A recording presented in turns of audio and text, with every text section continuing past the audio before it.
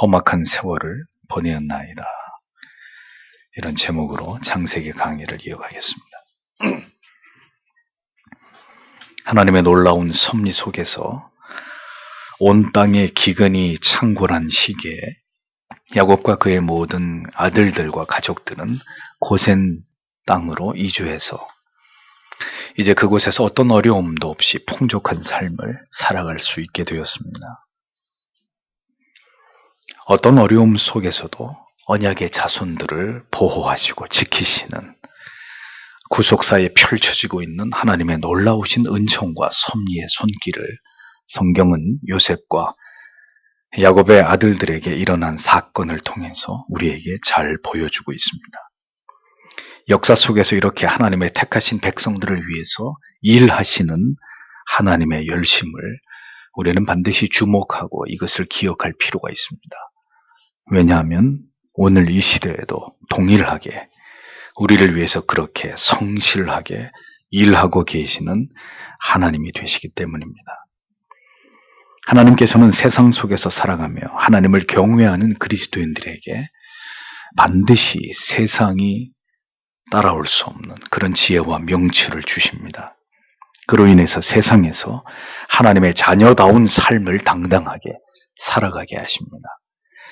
마태복음 10장 16절에 주께서 이르시기를 보라 내가 너희를 보냄이 양을 이리 가운데 보냄과 같도다. 그러므로 너희는 뱀같이 지혜롭고 비둘기같이 순결하라 라고 말씀하셨습니다.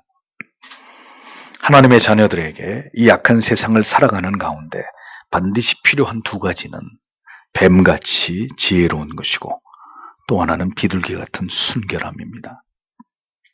지혜와 순결, 이 세상에서 살아가되 신자로서 분명한 정체성을 지키고 살아감에 있어 반드시 필요한 것은 세상에 패배하거나 분별 없이 동화되지 않기 위한 칼날 같은 지혜와 그리고 세상의 어떤 죄악으로부터도 더럽힘을 당하지 않도록 순결함을 지키는 것이라고 주께서는 분명히 우리에게 말씀해 주셨습니다. 요셉은 하나님께서 주신 지혜로 하나님께서 그를 통해서 행하고자 하시는 일들을 매우 지혜롭고 총명하게 수행해 나아가는 장면을 보여주고 있습니다. 하나님께서 자기의 사람들에게 지혜와 능력을 주실 때 세상은 절대로 그를 이길 수 없고 그 앞에 무릎을 꿇게 되어 있다는 사실을 신자는 기억할 필요가 있습니다. 천하의 바로가 요셉에게는 전혀 두려움의 대상이 될 수 없었습니다. 오히려 바로가 요셉을 절대적으로 신뢰하면서 무엇이든 그가 하자고 하는 대로 모두 따라가고 그것을 허락하고 있는 이런 모습을 보면서 이것이 바로 이 세상에서 하나님께서 함께 하시는 자들의 위엄이라는 것을 깨닫게 되는 것입니다. 요셉은 자신의 아버지와 형제들이 모두 고센 땅에 도착한 것을 바로에게 고합니다. 1절에서 3절을 다시 보십시오. 그리고 요셉이 들어갔다. 그리고 그가 바로에게 고하였다. 그리고 그가 말하였다. 내 아버지와 내 형들이 그리고 그들의 양떼가 그리고 그들의 소떼가 그리고 그들에게 있는 모든 소유물이 가나안 땅에서부터 왔습니다. 그리고 보소서 그들이 고센 땅에 있습니다. 그리고 그가 그의 형들 가운데 5명을 취하였다. 그리고 그가 바로 앞에 그들을 보였다. 그때 바로가 그의 형들에게 말하였다. 너희의 생업이 무엇이냐? 그때 그들이 바로에게 대답하였다. 당신의 종들은 양의 목자입니다. 우리와 우리 조상들이 또한 그러합니다. 이렇게 기록이 되어 있습니다. 고센의 야곱의 가족들이 정착하기 위해서는 반드시 바로의 승인이 필요했습니다. 요셉은 자신의 가족이 고센에 당도한 것을 바로에게 알렸고 형제들 가운데 아마도 호감이 갈 만한 5명의 형제를 취해서 바로 앞에 서게 했습니다. 요셉이 예상한 대로 바로는 그들의 직업이 무엇인지를 물었고 형제들은 요셉이 미리 알려준 대로 자신들은 대대로 양을 치는 목자라고 그들의 신분을 밝혔습니다. 심한 기근 때문에 비록 자신들의 고향을 떠나서 애굽 땅에서 살아가야 되는 처지가 되었지만 그들은 그들이 가지고 있는 직업을 당당하게 바로에게 밝히고 있습니다. 애굽에서 살아가게 되더라도 애굽 사람들의 삶의 방식이나 그들의 농경 문화에 동화되지 않고 야곱의 아들들은 그들이 전통적으로 지켜온 직업과 그 문화를 고수하기를 원했습니다. 그것은 요셉이 바라는 바이었고 나아가서 하나님께서 그들에게 원하시는 바였습니다. 그리스도인들로 이 세상에 살아가지만 우리는 우리 자신이 그리스도인이고 그리스도인으로서의 삶을 살아간다는 이 정체성을 세상에 밝히고 드러내는 것을 주저할 이유가 없습니다. 우리는 신자로서 세상과 타협할 수 없는 신자가 중요하게 여기는 가치와 원리와 기준을 따라서 우리는 그렇게 살아가는 사람들이라는 것을 당당하게 세상에 밝힐 필요가 있는 사람들입니다. 소금이 맛을 잃으면 땅에 떨어져 밟힐 뿐이라는 주님의 말씀의 의미를 여러분 기억하십시오. 그리스도인 됨을 잃어버릴 때 신자는 이 세상에서 그저 그렇게 살아갈 수 있는 존재가 아니라 아주 비참한 존재로 전락하게 될 것입니다. 우리가 그리스도인이면서도 우리의 삶이 세상과 구별됨을 보이지 못할 때, 세상이 죄악으로 물들어갈 때 그것은 죄입니다. 그것은 불의한 것입니다. 그것은 하나님이 기뻐하는 것이 아닙니다. 라고 말하지 못한다면 그렇게 존재하고 살아가는 그 자체가 우리에게는 굴욕적이고 부끄러운 일이 될 수 있다는 것을 우리는 기억해야 할 것입니다. 하나님께서는 이후로도 이스라엘 백성들에게 가장 강조하신 것이 바로 성별이었습니다. 하나님을 알지 못하는 이방의 족속들과 어떤 경우에도 혼합되고 섞이는 것을 하나님께서는 원치 않으셨습니다. 선민으로서의 구별성을 가지고 하나님을 경외하는 민족으로 성별된 삶을 살아가기를 이스라엘 백성들에게 줄곧 요청하신 것을 우리는 성경 속에서 볼 수 있습니다. 이방인들이 행하는 것들, 하나님께서는 모두 다 그것을 금하셨습니다. 그들과 구별된 삶을 살아가기를 하나님께서는 계속해서 하나님의 선민 이스라엘 백성들에게 요구하셨습니다. 하나님을 경외했던 모든 사람들은 그렇기 때문에 자신들이 살아가던 시대의 유행을 결코 좇는 자들이 아니었습니다. 청교도들이 입은 옷은 그 시대의 유행과는 거리가 먼 것이었습니다. 이러한 전통이 아직도 영국에 남아 있어서 영국 사람들은 첨단의 유행보다는 전통을 더 소중히 여깁니다. 농사를 지으며 그들이 믿는 우상을 숭배하면서 그렇게 살아가는 애굽인들과 달리 야곱의 아들들은 양과 소를 치면서 전통적인 생활 방식에 따라서 하나님을 경외하기를, 그렇게 살아가기를 고수하려고 했습니다. 성도 여러분, 신자는 신자만의 삶의 방식이 있습니다. 우리에게는 세상이 결코 중요하게 여기지 않는, 그러나 우리에게는 생명만큼 중요한 가치들이 있습니다. 그것은 하나님을 예배하는 것이고 주의를 성수하는 것이고 물질과 시간과 우리의 몸을 사용하는 모든 문제에 있어서 반드시 드러나야 될 세상과 죄를 멀리하는 성별됨입니다. 4절에서 6절을 보십시오. 그리고 그들이 바로에게 말하였다. 그 땅에 거주하기 위하여 우리가 왔습니다. 왜냐하면 가나안 땅에는 기근이 심하기 때문에 당신의 종들에게 속한 때를 칠 곳이 없기 때문입니다. 그러므로 이제 청컨대 당신의 종들이 고센 땅에 머물게 하소서. 그때 바로가 요셉에게 말하였다. 이르기를 내 아버지와 내 형들이 내게로 왔다. 애굽 땅이 네 앞에 있다. 그 땅의 가장 좋은 곳에 너는 내 아버지를 그리고 내 형들을 머물게 하라. 그들이 고센 땅에 거할 것이다. 그리고 만약에 내가 그들 가운데 능력 있는 자가 있는 줄 안다면 너는 그들을 내게 속한 짐승의 주관자들로 세울 것이다. 이렇게 적고 있습니다. 그들이 요셉의 형들이 아니라 그냥 평범한 가나안 사람 같았으면 바로 앞에 나아가서 무엇인가를 청원하는 일은 상상할 수도 없는 일이었습니다. 일개 이방의 평범한 신분의 사람들이 감히 살아있는 신으로 추앙을 받는 파라오 앞에 선다는 것은 그건 상상할 수도 없는 일일 뿐더러 그에게 무엇인가를 요구한다는 것은 있을 수 없는 일이기 때문입니다. 하나님이 요셉을 통해서 그들로 하여금 바로 앞에서 당당하게 그들이 원하는 바를 구할 수 있게 하시는 것을 우리는 성경을 통해 보게 됩니다. 우리는 결코 하나님께로 나아가서 우리의 바라는 바를 구할 수 없으나 우리의 중보자 되시는 예수 그리스도의 이름으로 하나님 앞에 나아가서 간구할 수 있는 특권을 받은 자들입니다.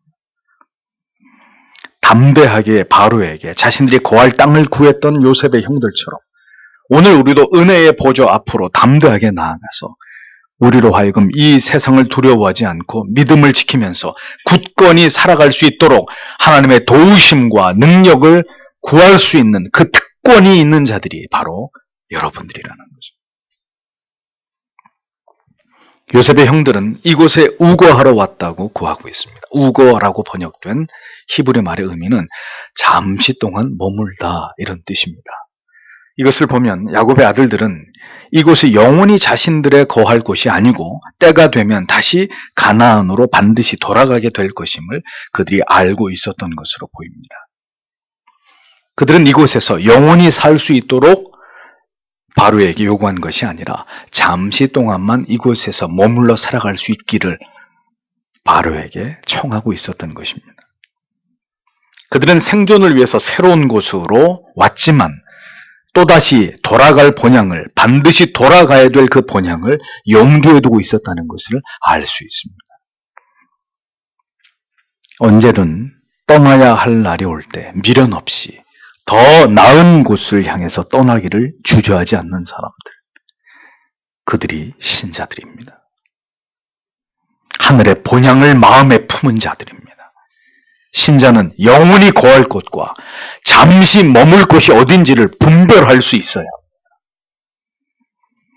떠나야 할 때와 돌아와야 할 때를 아는 자들, 그들이 하나님의 사람들입니다. 하나님께서 떠나라고 하실 때 떠나고 이제 그만 돌아가라고 말씀하실 때 순종함으로 돌아갈 수 있는 사람들, 그들이 그리스도인들이라는 것입니다. 바로는 흔쾌히 요셉이 형들의 청원을 허락해 주면서 요셉에게 말하기를 그대에게 모든 권력이 있으니 애굽 땅에서 가장 좋은 땅인 고센에 그들을 거하게 하고 혹시 가축을 치는데 능한 자가 있다면 바로 자신의 소유의 가축들도 그들이 관리해 주기를 명하고 있었습니다. 자, 보십시오. 무엇 하나 어려움 없이 순탄하게 요셉이 생각한 대로 모든 일들이 진행되고 이루어지고 있었습니다.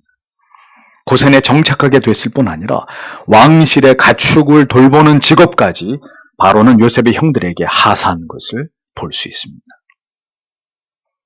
하나님께서 함께 하시고 도우실 때 모든 일들이 이렇게 순적할 수밖에 없습니다. 야곱의 가족들이 고센에 정착하는 일이 모두 매우 순조롭게 진행되고 있는 것을 성경은 보여줍니다.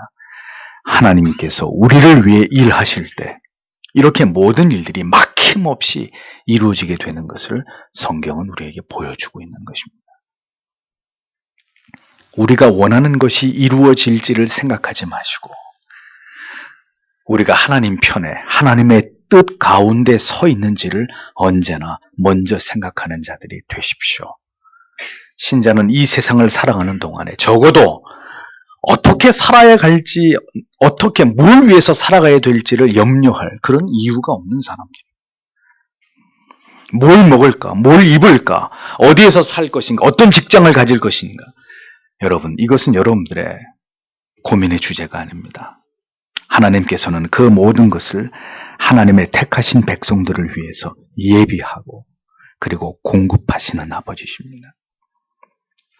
우리가 언제나 중요하게 여겨야 될 바는 우리가 무엇을 하든지 어디 있든지 자기의 정체성을 지키면서 나를 이 세상에 존재하게 하시고 지금 내가 있는 이 자리에 있게 하신 하나님의 뜻을 이루면서 세상과 구별된 삶을 살아가는 것입니다.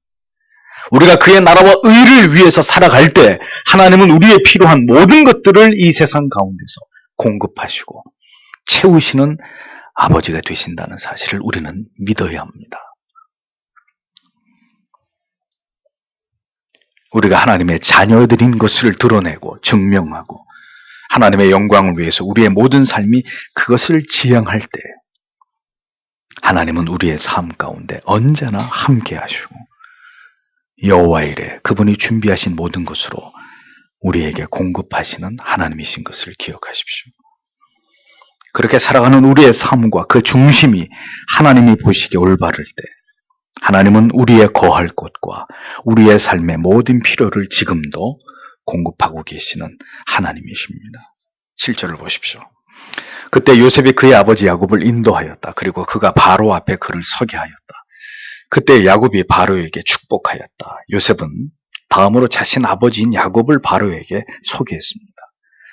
야곱은 바로 앞에 섰고 바로를 축복했다고 성경은 기록하고 있습니다. 자, 그런데 이 장면은 사실 이렇게 이해하고 쉽게 넘어갈 수 있는 부분이 결코 아닙니다. 본문을 다시 보십시오. 바로가 야곱을 축복한 것이 아니라 야곱이 바로를, 이집트의 파라오를 축복했다고 적고 있습니다. 파라오가 누구입니까? 태양신 라의 현현이라고 주장하는 절대적인 어떤 권력을 가지고 있는 살아있는 신입니다. 그런데 일개 가나안의 미천한 목축업자에 불과한 야곱이 지금 파라오를 축복하고 있습니다. 물론 이러한 축복은 히브리인들의 가장 정중한 예법입니다. 그러나 그럼에도 불구하고 축복을 베푸는 쪽이 축복을 받는 쪽보다 더 높은 위치에 있음은 보편적인 우리의 상식입니다. 무엇보다 야곱이 파라오에게 축복을 했다는 것은 여러 가지 중요한 의미가 담겨 있습니다. 야곱이 어떤 사람입니까? 그는 두려움의 대명사입니다. 언제나 두려움에 움츠러들기 십상이었던 그런 인물이었습니다. 두려움이 몰려오면 그는 하나님을 경외하고 하나님을 의지하기보다는 언제나 사람의 생각과 판단과 계획으로 인간적인 결정을 내리는데 능한 인물이었습니다. 그런 야곱이 천하의 파라오 앞에서 지금 담대하게 그를 여호와 이름으로 축복하고 있었습니다. 그는 더 이상 두려움의 사람이 아니라는 것을 확인할 수 있는 대목입니다. 야곱은 2번이나 파라오를 축복했습니다. 하나님께서는 야곱을 파라오 앞에 세우셨습니다. 그러나 그는 더 이상 두려워하거나 위축되지 않았습니다. 오늘까지 야곱이 경험한 하나님에 대한 그 생생한 경험과 증거가 마침내 이제 그의 노년에 이렇게 바로 앞에서조차도 당당하고 거침없는 모습으로 그에게서 드러나고 있는 모습을 우리는 보게 되는 것입니다. 바로는 야곱의 축복을 거절하거나 불쾌하게 여기고 화를 낼 수도 있었을 그런 상황입니다. 그러나 이방의 왕의 마음을 강권하시는 하나님의 압도하시는 능력이 바로의 마음을 억눌러서 그로 하여금 순순히 야곱의 축복을 받도록 하나님 그렇게 역사하셨습니다. 바로는 여호와의 이름으로 베풀어지는 야곱의 축복을 순순히 저항 없이 받아들이고 있었습니다. 보십시오, 여러분. 세상의 권력은 절대로 하나님을 이길 수 없습니다. 하나님께서는 오늘도 세상의 군왕들을 비웃고 계신 분이십니다. 인간과 세상의 권력은 언제나 한순간에 하나님 앞에서 소멸될 수밖에 없는 것들입니다. 오직 만군의 여호와 하나님만이 절대적인 권력과 힘을 가지고 계신 유일하신 신이실 따름입니다. 진정으로 하나님만을 두려워하는 사람은 그 누구도 두려워하지 않게 됩니다. 야곱이 바로를 축복한 것에는 이어서 또 다른 상징적인 의미가 있었습니다. 신자는 세상의 축복을 받는 사람들이 아닙니다. 세상을 축복하는 사람들입니다. 여호와 하나님만이 축복과 저주를 주관하시는 신이십니다. 야곱은 그래서 복의 근원이신 여호와의 이름으로 바로를 축복했을 것이고, 그렇다면 하나님의 이름의 권세 앞에 바로가 무릎을 꿇은 것을 의미하는 것이죠. 야곱이 이같이 애굽의 신과 같은 바로와 대면해서 그를 2번이나 축복했다는 것은 단순한 의미가 아닙니다. 하나님께서는 이스라엘을 이방의 빛으로 삼아서 복음이 모든 열방들에게 전해지고 하나님의 자녀들이 주께 돌아오기를 원하셨습니다. 그러므로 야곱의 이러한 행위는 이스라엘을 통해서 하나님의 택하신 백성들이 모두 죽게 돌아오게 되는 일들이 미래적으로 이루어질 것에 대한 암시가 되는 것이죠. 신자는 이 세상에서 세상의 축복 따위를 갈구하는 자들이 아니라 하나님의 진리의 말씀인 복음으로 세상을 축복하는 자들입니다. 복음으로 돌아오기를 촉구하면서 그들에게 영생의 빛 앞으로 나아오기를 축복하는 자들이 바로 신자들의 정체성이고 그들의 사명이라는 것입니다. 하나님께서 야곱의 인생을 이렇게 놀라운 섭리와 계획 속에서 다듬어 오시지 않으셨으면 그는 결코 지금 바로 앞에 서서 그를 축복할 수 있는 그런 인물이 되지 못했을 것입니다. 하나님께서는 결국 야곱을 붙들어서 애굽의 왕 파라오 앞에서 그를 축복하게 하심으로 그가 바로 열국의 아비됨을 드러내셨습니다. 천하의 바로가 진정한 왕이 아니라 하나님이 붙드시는 가나안의 평범한 한 사람, 그가 바로 만국의 아비라는 것을 하나님은 그렇게 분명하게 드러내신 것을 볼 수 있습니다. 이 모든 것이 야곱을 통해서 바로를 축복하게 하신 하나님의 섭리에 담겨있는 중요한 영적인 의미들인 것이죠. 이 얼마나 영광스러운 모습입니까? 성도 여러분, 세상의 주인공은 불택자들이 아닙니다. 오늘도 하나님의 손에 붙들려서 구속 역사의 위대한 물줄기를 이루어가고 있는 바로 여러분들이 이 세상 역사의 주인공들입니다. 우리가 그토록 연약하고 부족할지라도 하나님께서는 우리를 붙들어서 결국은 이렇게 하나님의 이름의 영광을 드러내고 선포할 수 있는 자리에까지 세우고야 마시는 그런 아버지가 되신다는 사실을 신자는 잊지 말아야 합니다. 신자는 천국의 열쇠를 부여받은 자들로 세상을 그리스도께로 인도하는 사명을 가진 자들입니다. 그것이 우리의 정체성이고 우리의 사명이고 우리가 존재하는 목적입니다. 성도는 이 땅에서의 모든 구원 역사의 주역이고 이 일을 위해서 헌신된 그리스도의 종이라는 것을 잊어서는 안 됩니다. 복음으로 세상을 당당하게 압도하는 그런 그리스도인들이 되어야 하는 것입니다. 역사의 주인공은 그리스도인들입니다. 그리고 모든 시대 가운데 존재했던 영광스러운 하나님의 교회라는 사실을 여러분 분명하게 깨닫기를 바랍니다. 8절에서 10절을 보겠습니다. 그때 바로가 야곱에게 말하였다. 내가 살아온 날들이 얼마인가? 이에 야곱이 바로에게 대답하였다. 내 나그네 길의 연수의 날들은 130년입니다. 내가 살아온 연수의 날들은 험악하였습니다. 그것들은 내 조상들의 살아왔던 연수의 날들에 그들의 나그네 길의 날들이 미치지 못합니다. 그리고 야곱이 바로를 축복하였다. 그리고 그가 바로의 면전에서 나갔다. 이렇게 적고 있습니다. 야곱의 축복을 받은 바로가 야곱에게 한 가지 질문을 던집니다. 그것은 야곱의 나이를 묻는 질문이었습니다. 여기서 야곱의 대답은 우리에게 인생에 관해서 많은 것을 생각하게 합니다. 야곱은 내 나그네 길의 세월이 130년이니이다. 나의 연세가 얼마 못 되니 우리 조상의 나그네 길의 세월에 미치지 못하나 험악한 세월을 보내었나이다. 이렇게 답변합니다. 한평생 하나님께 이끌려서 그 은혜와 섭리 속에서 살아온 야곱이 이제 자신의 인생을 수레하면서 정의하기를 자기의 인생은 나그네 길이다. 이렇게 설명합니다. 성경은 인생을 종종 나그네에 비유합니다. 히브리서 11장 13절에 이 사람들은 다 믿음을 따라 죽었으며 약속을 받지 못하였으되 그것들을 멀리서 보고 환영하며 또 땅에서는 외국인과 나그네로라 증거하였으니 베드로전서 1장 17절 외모로 보시지 않고 각 사람의 행위대로 판단하시는 자를 너희가 아버지라 부른즉 너희의 나그네로 있을 때를 두려움으로 지내라. 같은 책 2장 11절 사랑하는 자들아 나그네와 행인 같은 너희를 권하노니 영혼을 거스려 싸우는 육체의 정욕을 제어하라. 성경은 곳곳에서 우리를 나그네라고 부릅니다. 말씀을 따라 죽은 모든 자들이 본향을 그리워하고 사모하면서 이 세상에서 자기들은 외국인으로 타향인으로 그리고 나그네로 여겼다고 히브리서는 그렇게 신자의 정체성을 정의합니다. 나그네. 그는 본향에 돌아가기까지 어느 한 곳에 머물러 있는 사람이 아닙니다. 오늘도 내일도 계속 길을 떠나서 본향으로 돌아가는 먼 길을 가는 그 사람을 나그네라고 부릅니다.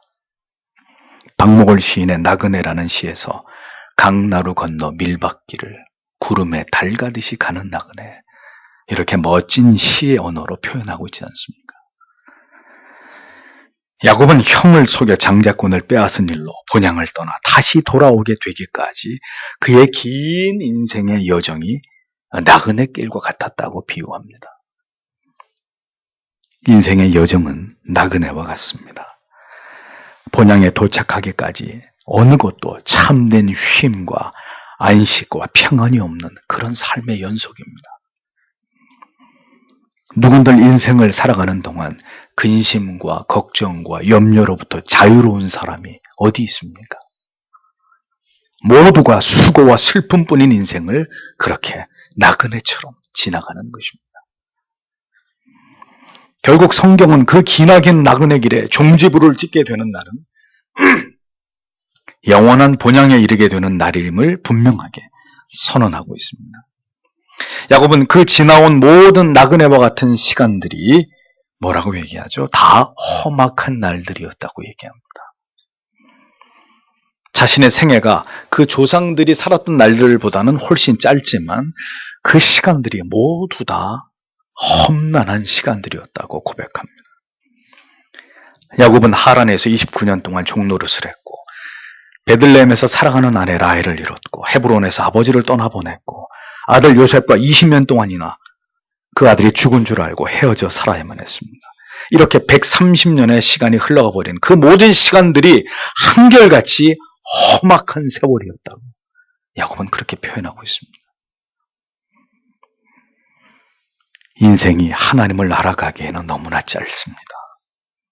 하나님의 뜻대로 살아가기에 우리의 시간은 너무나 짧습니다. 죄악의 낙을 누리면서 살아가기에 인생은 너무나 짧고, 하나님의 뜻을 결연히 쫓아 행하면서 살아가기에 우리의 인생은 너무나 길게 느껴집니다. 타락한 인생들은 하나님 앞에서 아름답게 살아가기보다는 죄악을 행하고 그 낙을 누리면서 살아가느라고 더 많은 시간들을 허비하는 존재들일 뿐입니다. 하나님을 멀리하고 우리의 고집과 생각을 따라서 살아갈수록 우리의 인생은 더 험악해질 뿐이라는 것을 우리는 잊지 말아야 합니다. 자신의 인생이 험악한 세월이라고 고백하는 야곱의 말 속에서 우리는 하나님의 자녀들을 그저 이 땅에서 행복하고 편안하게 잘 살아가게 하시는 것만이 절대로 하나님의 뜻이 아니라는 것을 깊이 우리의 마음에 새길 필요가 있습니다. 하나님의 뜻은 우리가 이 세상에서 어떤 고난과 역경과 슬픔과 외로움과 수고를 겪게 되더라도 결국은 우리가 하나님의 사람으로 우뚝 서게 되는 데에 있습니다. 그 모든 인생의 수고로운 시간들을 하나님을 의지해서 이겨나아가는 믿음의 삶에 있다는 것을 우리는 기억할 필요가 있습니다. 하나님께서는 그 사랑하시는 자녀들을 결코 이 세상에서 그저 평화롭고 여유롭고 행복하게 살아가게만 하는 것을 결코 기뻐하시지 않습니다. 욥이 왜 그렇게 처절한 고난을 당했는지를 기억하십시오.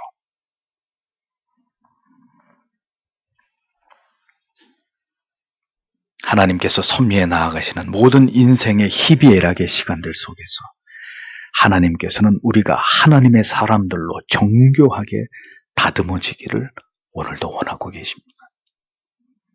그래서 인생은 수고와 슬픔뿐이라고 성경은 정의하고 있는 것입니다.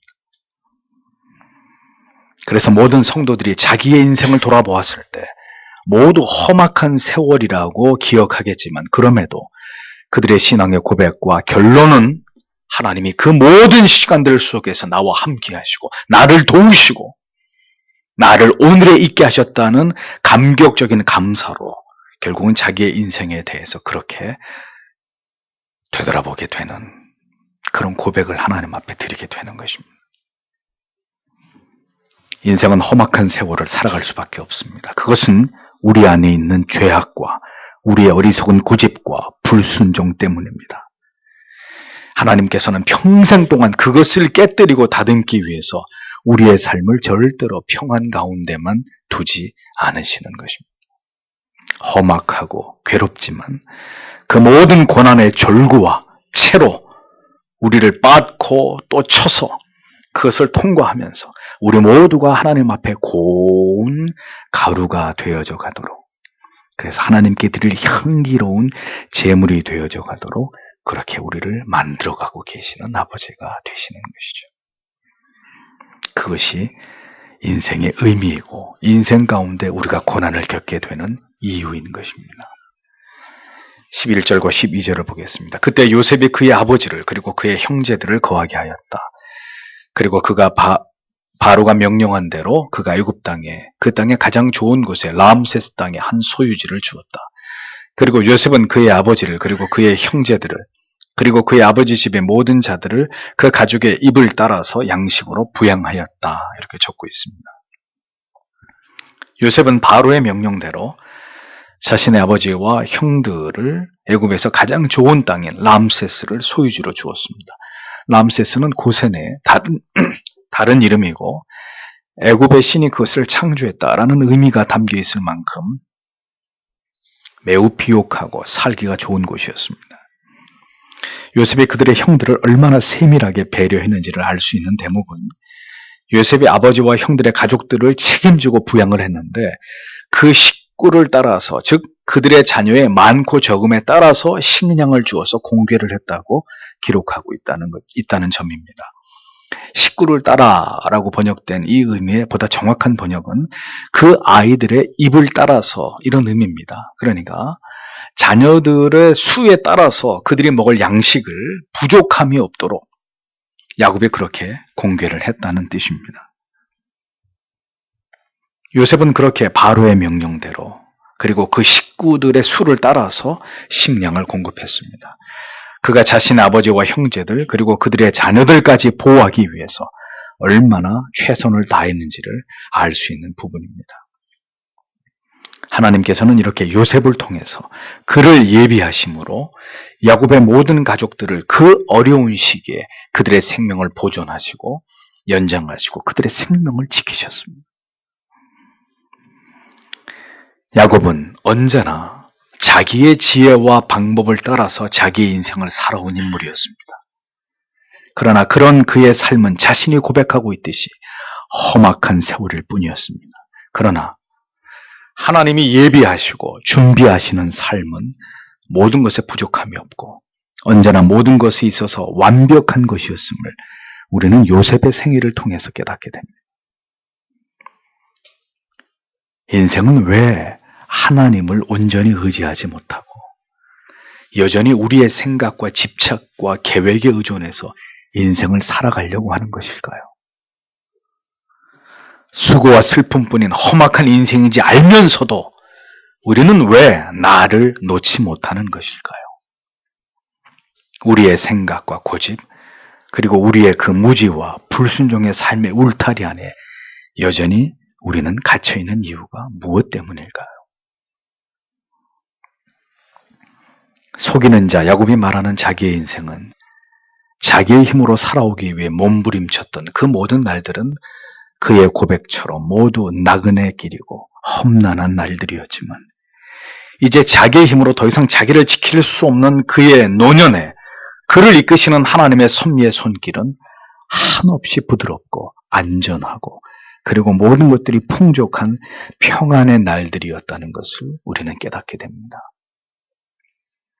오늘도 우리는 여전히 우리의 계획과 생각대로 살아가기 위해서 힘겨운 인생을 살아가고 있습니다. 그러나 잊지 마십시오. 하나님을 알지 못하고 살아가는 혹은 하나님을 멀리하고 살아가는 그 모든 삶이 여러분들에게는 모두 다 험악한 세월들이 될 뿐일 것입니다. 부디 하나님의 뜻 안에서 이제는 하나님을 의지하면서 우리의 남은 인생을 살아가게 되시기를 소망합니다. 하나님과 더욱 친밀함을 누리면서 그 모든 하나님의 선하신 뜻과 섭리 속에 그 하나님의 은혜 가운데 예비된 시간 속으로 들어갈 수 있기를 기도하시는 여러분들이 되십시오. 더 이상 세상에서 방황하지 마시고 하나님의 능하신 팔에 여러분의 인생을 맡기고 그 넓으신 사랑과 은혜 속에 잠긴 채로 여러분들의 남은 인생을, 생애를 살아가게 되기를 간절히 소원합니다. 그토록 자기의 삶에 애착을 가지면서 자기의 힘으로 모든 문제를 해결해 보려 했던 야곱이었지만 그의 모든 인생의 시간들은 수고와 슬픔 속에서 험악하게 다 지나가 버렸고 이제 그가 이 기근 속에서 또다시 생명을 이어가게 된 것은 모두 하나님의 요셉을 통한 섭리의 결과였다는 것을 성경은 우리에게 담담하게 보여주고 있습니다. 나를 의지해서 살면 우리는 이 땅에서 계속 허송세월을 보낼 뿐이고 하나님을 의지하고 살 때 하나님이 열어주시는 길로 우리는 당당히 행할 수 있는 하나님의 자녀가 될 수 있다는 사실을 잊어버리지 마십시오.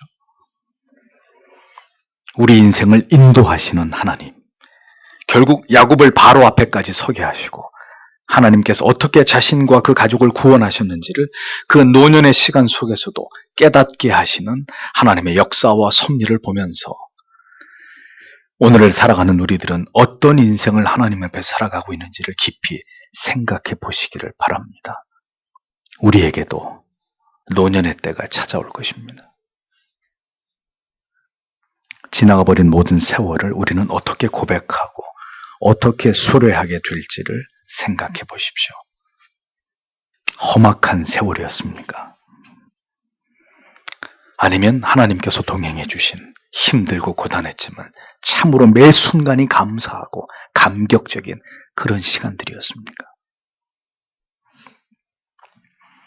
하나님의 주권과 섭리와 그 통치를 따르는 삶을 살아가고 있는 것인지 아니면 그것과 단절된 채로 젊은 시절 야곱이 그러하였듯이 하나님의 뜻을 벗어나서 자기의 생각과 계획과 그것을 더 의지해서 그것을 붙들면서 여러분들에게 주어진 소중한 시간을 지금 허비하고 있는 것인지를 분명히 돌아보셔야 할 것입니다.